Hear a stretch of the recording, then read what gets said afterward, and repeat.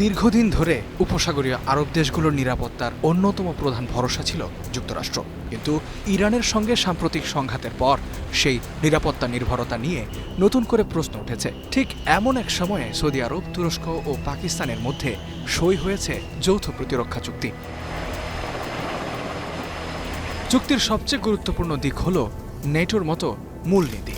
3 দেশের যে কোনো একটির উপর সশস্ত্র হামলাকে 3 দেশের উপর হামলা হিসেবে বিবেচনা করা হবে।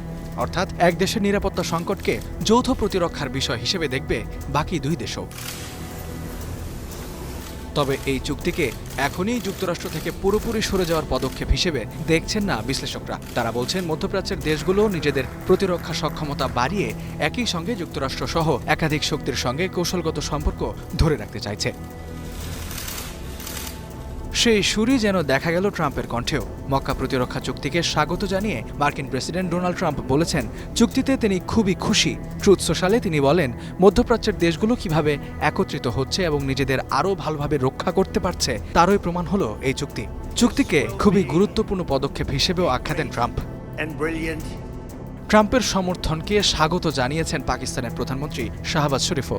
বলেন, মক্কা চুক্তি শুধু সৌদি আরব, তুরস্ক ও পাকিস্তানের প্রতিরক্ষা নয়, পুরো অঞ্চলের নিরাপত্তায় গঠনমূলক ভূমিকা রাখবে। টেকসই শান্তি, জনগণের উজ্জ্বল ও সমৃদ্ধ ভবিষ্যতের সবচেয়ে গুরুত্বপূর্ণ শর্ত বলেও উল্লেখ করেন তিনি। ইস্তিহাদুল মাহমুদ, স্টার নিউজ।